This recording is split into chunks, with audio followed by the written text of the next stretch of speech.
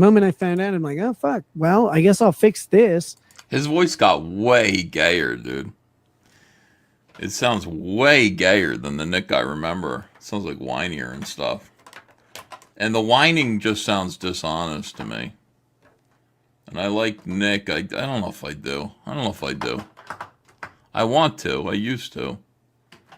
But, yeah, like, you know, it seems like he's telling a lot of untruths.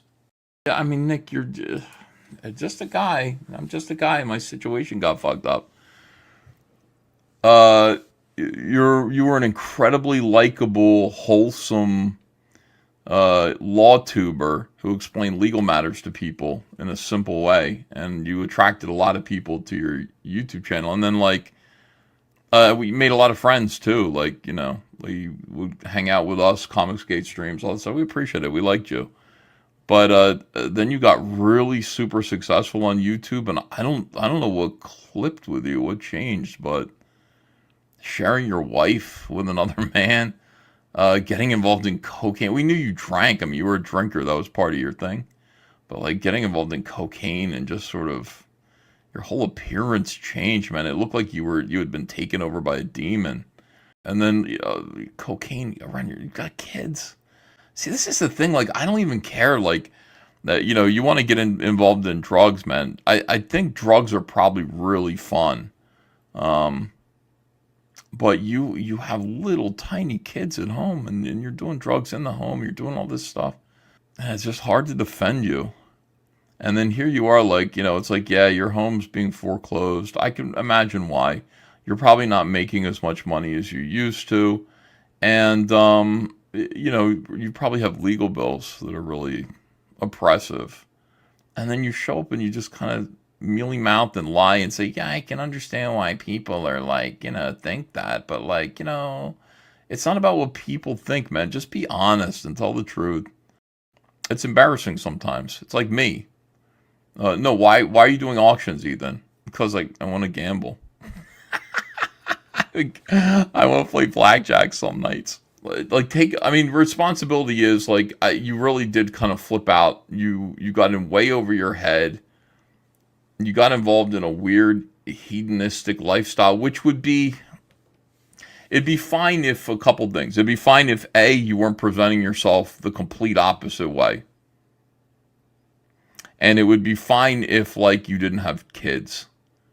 Those two things. I mean, it's not for me. Like, I'd be like, you're a weirdo. But if I knew, I mean, you know, those two things are what make people angry with Nick. Didn't care about the drinking, didn't care about the drugs. He was a liar to everyone who backed him. That counts.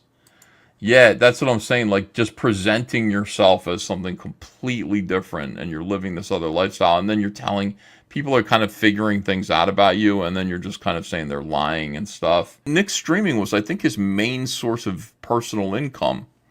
And people would listen to him. They hang on his every word. And if you caught me in lies over and over and over again, you know what I mean? If you caught me in like complete lies about who I am and stuff like that, I think you'd be pretty disgusted with me.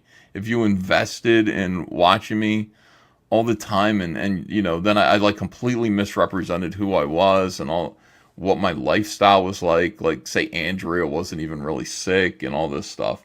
Ava didn't have autism. I never even drew any of my comics. I think you guys would be pretty sickened by me. You have some expectations of the YouTubers that you're watching to kind of be true to who they say that they are. Cody's not the one to have this conversation. Well, Cody, I think here's the thing. I think Cody has been judgmental, righteously judgmental of his friend Nick. I think he's used Nick as content as well, which I think Nick kind of understands. Everybody's going to use Nick as content.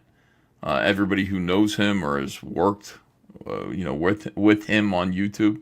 And also at the same time, I think Cody's been the least judgmental, the least hateful of Nick.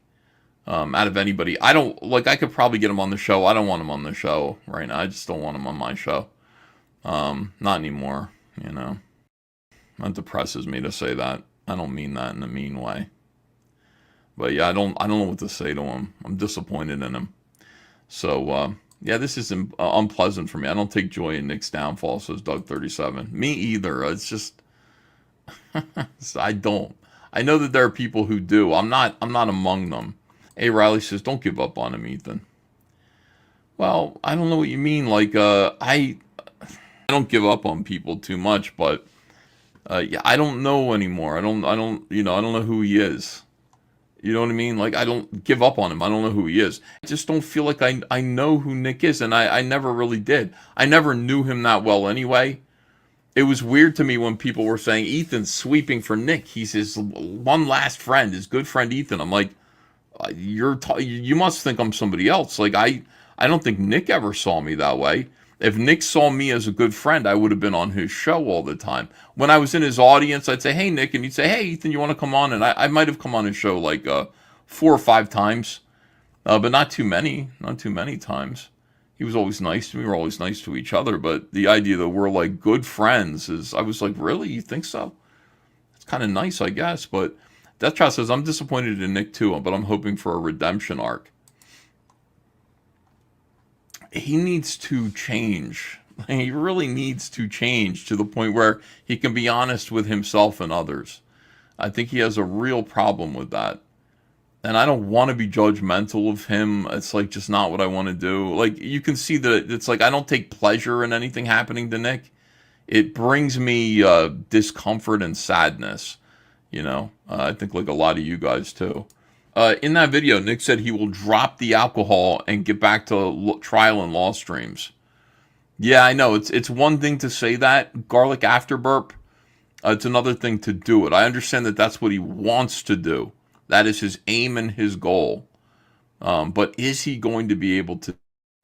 He would have to be able to ignore, the criticism that's coming his way, the haters. He would have to be able to ignore all of that and just focus on trial and law. I don't know if he can, because every time he talks, it's like Eric July saying, I'm going to focus on my business and not the haters. Well, all you do is talk about the haters. Like, everything that you talk about, everything that you do is like in the context of the haters. Nick would have to be able to stop doing that and to really focus and tune people out, tune his enemies out, and just focus entirely on his work. Nick's tattoo is gay, and Nick's tattoo is gay. I agree with you. I don't like to see him like that. I really like to see Nick as Better Call Saul. Like, to me, that was like the perfect Nick Rekieta. Like, strip mall lawyer who's pretty smart, pretty funny, drinks a little bit, hangs out with his friends, hangs out with the boys, hangs out with like comic creators, comic skate, and talks about lurid topics of law and gets people interested. Very friendly guy. I mean, that's kind of how I saw Nick Rekieta. And he liked his whiskey. So I like that. Like, I picture Nick Rekieta enjoying expensive whiskey. Classy. Classy guy enjoying expensive whiskey. Yeah, like the Baldo thing, I'm like, what? Talking about cooming and sex, like, too much? What? When it's, making references, constant references to dicks going in him and stuff. What? Like, he's drunk and he's making all these sex references. Really uncomfortable coming from Nick Rekieta. And then, yeah, getting tattoos, getting a girlfriend that his wife's cool with, letting that fucking slime ball, Aaron Imholt, have sex with his wife. It's just lady rackets. I'm telling you, I think about that. You try to make that analogous to your own life, and you're like, what exactly would be wrong with me mentally if I were letting that happen in my own life? Like, what would be wrong? Drugs. Hard drugs. Stealing another man's wife, says Douglas Dalton. You can't steal another man's wife. You can't do that. You can't be mad at Nick for that. You've got to be mad entirely at April for that. You know what I mean?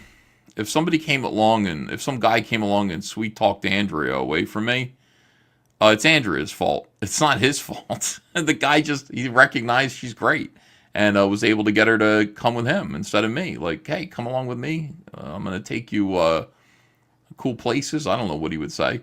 And then, it's her fault. It's not his fault. Of course. I'm sorry to get deep here. The Nick Rekieta thing is really kind of unnerved me. I don't want to be flippant or snide about his situation, but I will tell you that, you know, watching him brings out a myriad of sad feelings in me that I can't really, I'm trying to articulate.